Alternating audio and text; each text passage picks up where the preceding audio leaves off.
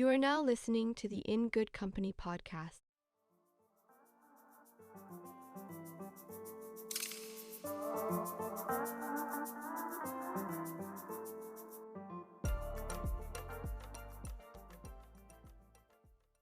Hello, everybody. The time is currently, what's the time now? 11:36 p.m. It's almost midnight, and I have just forced my husband to sit down with me to record this episode. So if you see him anywhere, first of all, you need to greet him very well, and then you squeeze £1 million into his pocket, not because he needs you to, he's Mr. Wealth, but just so that you tell him, thank you. I needs you to. You did it. Okay. Well, let him just use it to buy small chin. Small things. Something light. But yeah, thank you, babe. Thank you for agreeing to do this with me. This is such an important episode. And I mean, I feel like it will bless a lot of people, especially young people like us in the early days of their marriage. Yeah, indeed. Yeah. Right. Just so that I don't keep my baby up too long, let's just get right into it. Today we want to talk about what it's been like being married for 2 whole years. 2 years is not a small, it's not a joke. And our accolades. Yeah. Deserve accolades. 2 years is a while. I know people will say, oh, you're not married yet if you've not done up to 5 years. Okay. What? Like 2 years is a while. Like imagine if you were in a difficult place for 2 years. You know how long 365 days times 2 is. Yeah, And we've been together. To be fair, I feel like it has gone by really quick. it is. Yeah. Well, That's actually. how's it been for you now? It's been amazing. I mean, I can't even lie. Being a single person and then being a married person, coming home to your family, that increased sense of responsibility. It's perfect. If you're not married, go and get married. But I mean, truly, it's been good for me as well. I would say that I prefer being married to not being married. I like all the benefits of being married. And I know that sometimes when people hear people talk about something good and saying, oh, they're really enjoying it, so it's been a good experience, there's that tendency to want to think, well, are you really being honest? Because we've not started with the bad side. Yeah. Like everything has its challenges. Exactly. But for us in marriage, the pros outweigh the cons. And there's no con per se. I think it's just challenge. And challenges, they're meant to come and then you go over it, you deal with it. Yeah, you deal with it. In the moment, it might feel, a bit all over the place. But today, we're not here to talk about the challenges or the difficulties or the lessons that we've learned. What we're talking about is very specific. And that is the improvements that we've made. Now, because we've learned and we're very conscious people about learning, we're very conscious about growth. We're very teachable people. We're constantly looking to improve how we see each other, how we love each other, and how we show up in our marriage. I just want us to share some things with the folks of the podcast about some of those lessons that we've learned. Sorry. I feel like that's like the default thing to say, but no, we're not sharing lessons per se. We're just talking about random improvements that we've made. Do you want me to go first? Or? Yeah, go on. Okay, I will go first. I love that we have mentors. That's the one thing that I am very proud of us for doing. Having some form of external influence, positive external influence has been really good. Now, they don't meddle. They don't impose. Yeah. They don't constantly just come and like, oh, what's going on now? But they are there if we need them. And for us so far, we've not needed them because there's fire on the mountain. We've needed them because, well, it will be good just to hear some advice. It will be good to just hear. Get counsel. Yeah, to get counsel. It's not a fire brigade thing for us where we wait until the house is falling apart and then say, oh, please save us. No, it hasn't gotten to that. And that's something that we've done that I think is really good. We didn't have mentors a year ago, but now we do. And I just see all the ways that that's helpful. It's also really good because the mentors that we have are people of like minds. They are people of similar faith to us. They are very good human beings in and of themselves. And then together as a couple, they are really fantastic and worthy of emulation. I know that we tend to have role models and mentors for career journeys, for business, Yeah. in academics, like people in school, they'll have school mother, school father. Everybody just likes to have someone that can hold their hand and like give them advice and guide them through. But when it comes to marriage, all of a sudden, everybody thinks they're the experts and they don't need anybody to help them out. They don't need anybody to stand in the gap for them, to give advice on Yeah. random things. But we do, because there are people who have gone ahead and they've learned a lot and they have seen what could possibly work generally. And then obviously we know that relationship can be nuanced a lot of the time, Yeah. but then it's always good to have that person that can look at your unique case and say, well, I hear you. And maybe like us, our mentors, creating a space where we can actually just speak to each other with them just in the background, listening and guiding the conversation in a way that is teaching us how best to resolve issues or how best to understand each other or how best to approach situations. And I think it's just fantastic. So yeah, that's my first thing. Yeah. I mean, just to add to that, How does it feel to be enjoying good company? I'm really glad that you've listened this far into the episode. Now, here's something I want you to do. I want you to rate the podcast. I'll wait. Are you done? Okay, thank you. Now back to the episode. that yes, we've got mentors, but you need to be intentional about having what we call reflective sessions, where it's not a session where you're trying to fight, argue.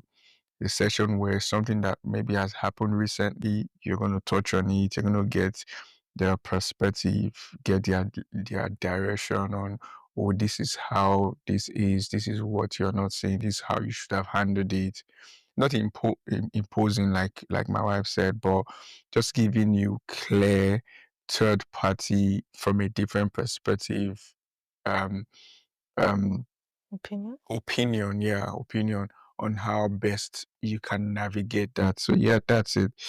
Um, thanks for that, babe. I think the other thing is seeing ourselves as a unit. You know, as a single person, you're all about yourself. The Bible makes it very clear that when two come together, they become one. So it's not me alone, it's our family. It's not whether it will benefit me, it's whether it will be good for our family. So seeing ourselves as a unit has helped us in how we approach decisions, how we approach, pain. If there's something happening to me, it's happening to our home.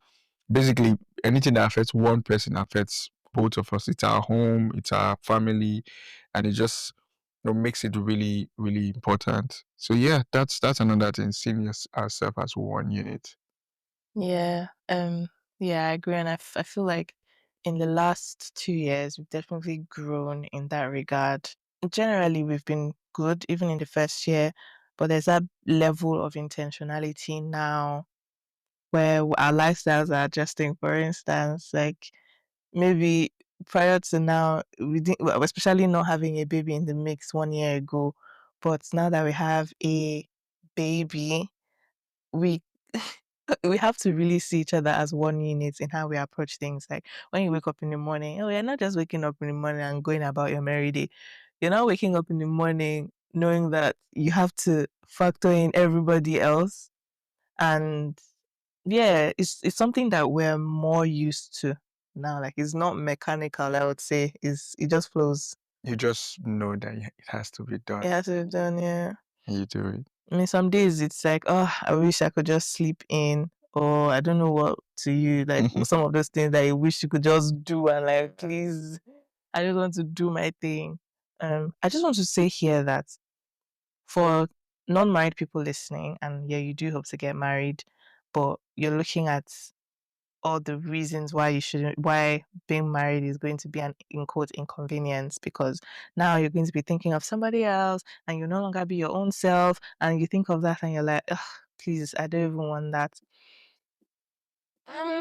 When you marry somebody that you genuinely like and really just enjoy loving them and you enjoy living life together with them, it will not be this very stressful or inconveniencing thing.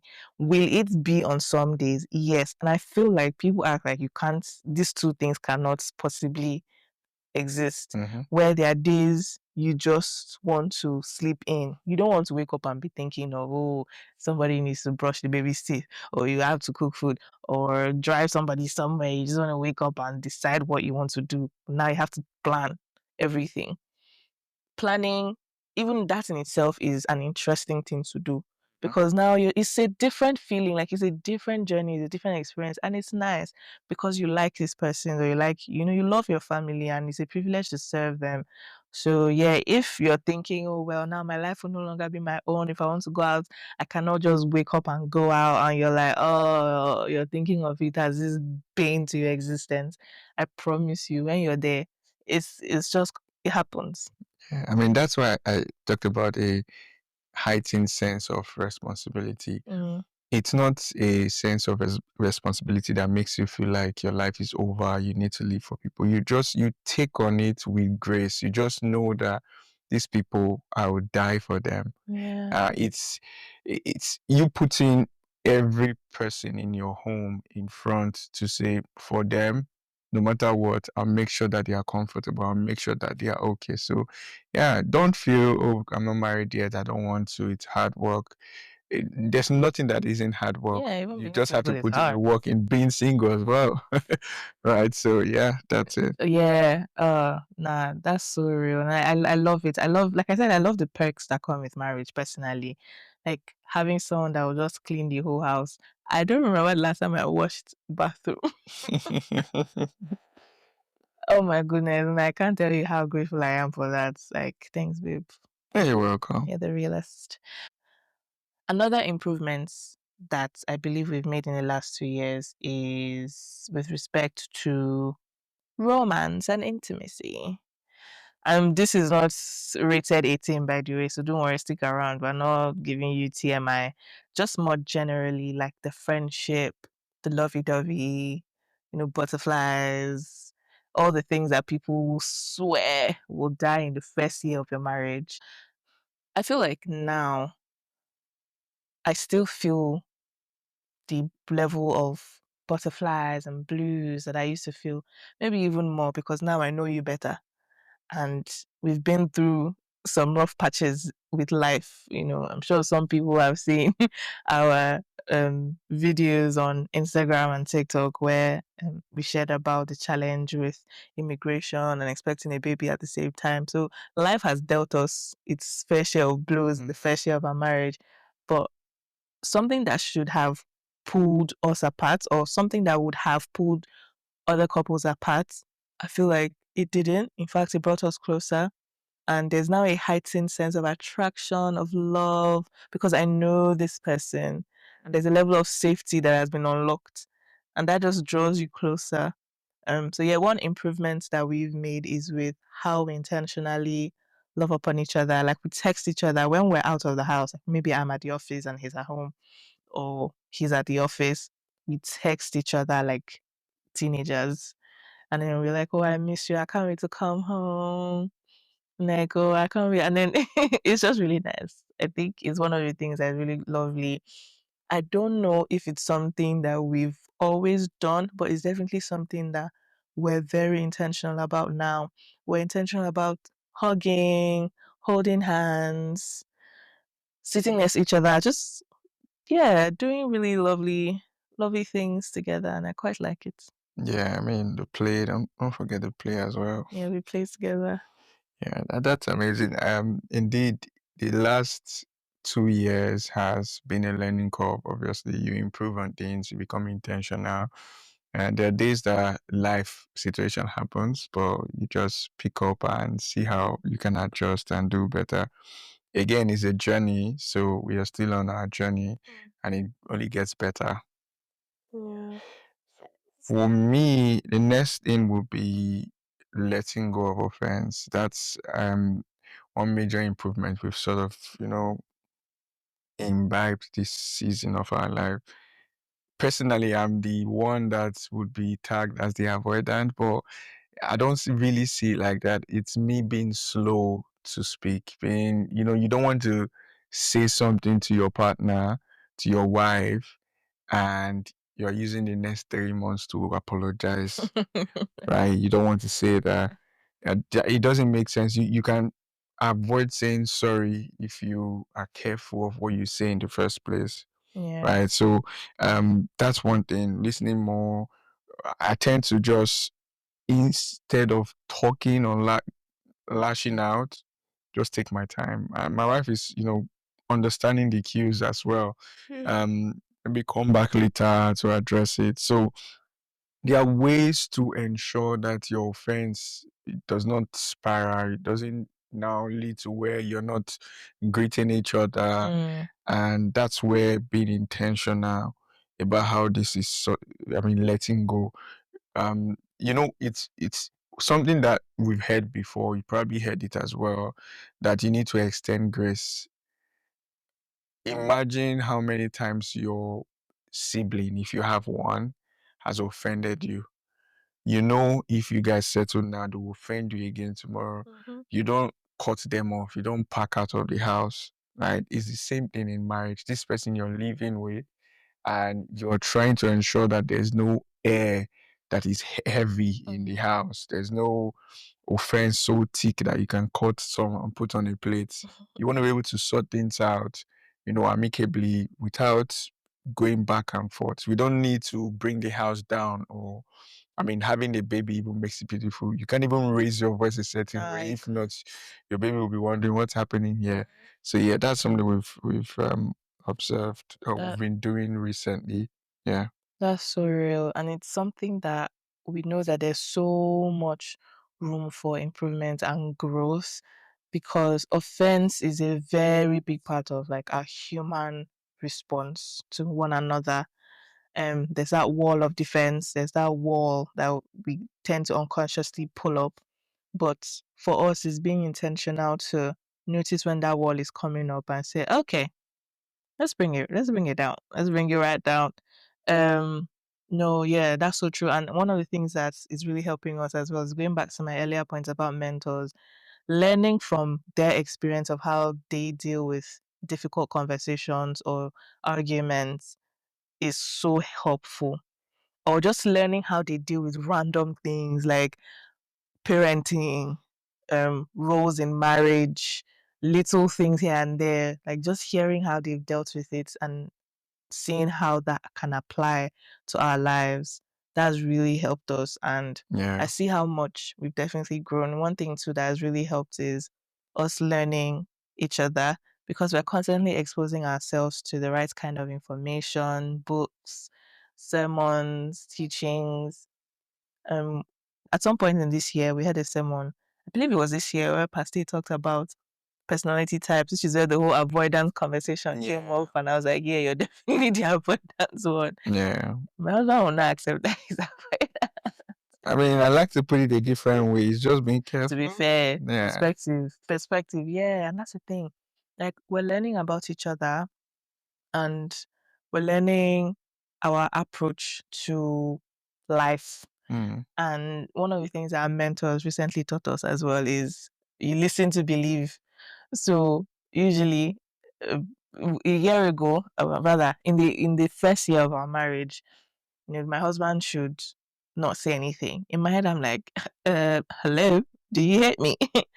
But now I've come to a place where, well, this is his initial approach. You must give room. You must give grace for everybody's initial response. Yes, we're all a work in progress. We're all trying our best to be different, but some parts of your spouse may never change. And then you need to decide for yourself and say, well, I'm not going to um, look at them or look at how they respond and be offended by it. If I catch myself being offended, then I need to remind myself, give myself pep talk and say, this, my husband loves me, or you can say your wife loves you, whoever you're listening. And you can just remind yourself that your spouse loves you and they care about you. Or if you did, they do, because some people are not married someone that loves them. So yeah, there's that learning about each other and giving room for our process. We're all growing, and as much as we want to do things the way that the other person likes, there's still that process of hiccups where you might not always get it right. So yeah, I like that we're learning about each other and we're using that knowledge towards something. So Yeah. powerful, powerful stuff. And the last thing that I will say is understanding our roles and responsibilities, because we're now two people living together. As much as we're one unit in the in every sense of the word, but we're also two individuals who have come with our proclivities. I don't even know what that word is, but I think it sounds right. We've come with our perspectives, we've come with our own approach to life and living, but learning how we can both show up as individuals in a way that relieves the other person of burdens here and there, makes life easier for the other person. I think that's something that we've been intentional about learning in the second year. In the first year, it's fine. We just wake up and do whatever. Like it's all good. But now, with having a baby in the mix, we need to be very intentional about how we show up as our individuals, because now we're not just husband and wife, we're also mom and dad. So yeah. And then learning the ways that we can show up even on the days we don't feel like it, Yeah. just to make someone else feel good. Like, I was saying to my husband, it's something I've been ranting about, that I don't like cooking and I'm tired of it. But guess what? I've still woken up every day and cooked, because it is important. And this is something that, we all need, and something that is important for the unit and it's important for you as well. Yeah. And that there's things that my husband would just wake up and he'll just do it. Like, he just has to do it. Like, I mean, I gave the example of cleaning the house. He drives, because I don't drive yet. He drives everywhere, cleans the house. He does all the families. There are lots of things that you do that I don't really get to do. And Yeah. you do them with grace. That's You're what very makes marriage intentional about it. special. Thank you. Yeah. Thank you. Oh, thank you. I mean, I really appreciate like all your contributions. I appreciate how you show up as my husband, as my friend, as Gerald's dad. I think that one is a very, very lovely thing to see, because I didn't marry you as a father, but watching you evolve as one, oh goodness, you're really doing a fantastic job. And I'm glad that we're very intentional people, we're very reflective people, and we're constantly looking for ways to outdo each other in love. Hmm. Yeah. Thank you. Because see, you being here is a sacrifice. Like, you're going out of your way to do this because you know that it means so a lot to me, and I Yeah. appreciate that. But yeah. Oh, just on the roles and responsibilities thing, I know some people might even want to like dive deeper into this conversation, and we're not here for deep things. But today we're just keeping it light, we're just keeping things light touch. But I would say that for that, it is something that we're still even learning. And I'm sure that when we're doing 3 years, look back, we realize that, we're just playing now. But I mean, this is really good in terms of understanding. And one thing that's really helped us is communication. So we're constantly communicating what we would like help with, what the other person can do, and then also acknowledging what each person is doing and contributing. Yeah. We also learned from our mentors about, I can't remember, oh gosh, I can't remember the exact analogy, but there are some days that you cannot show up like your full 100, but you can show up and do, if it's 20 you can do, you do it well. So maybe in a particular day, like I'm not feeling very in the mood for, let's say, food for cooking, but I will do my mommy duties well. Like the things I can do, I will do. Yeah. So, And at the end of the day, you find that there are many things that you're doing, yeah. but that particular one should not be where you're not seen as not doing enough. Like she was saying, the analogy was about 50% basically. So assume yourself and your partner, you are one, right? 100%. There will be days that you'll be able to do a whole 100% and your partner is not in that frame of mind. There'll be days that you'll be able to do 70 and your partner can do 30. But our mentors mentioned approaching it with the intention to at least do 50%. Now, what 50% is different for different people, but just putting your best foot out, like my wife said, whatever you need to do, whatever is your responsibility to do it well. So to speak. So yeah, that's it. And I think it's been working. Obviously there are days that you're just not there. But we hold each other's hands. Yeah, we We do. won't allow the home suffer because one person is, overwhelmed or tired. Wherever we can pick things up, we pick things up. So yeah, that's it. Oh, lovely. 2 years. Yay.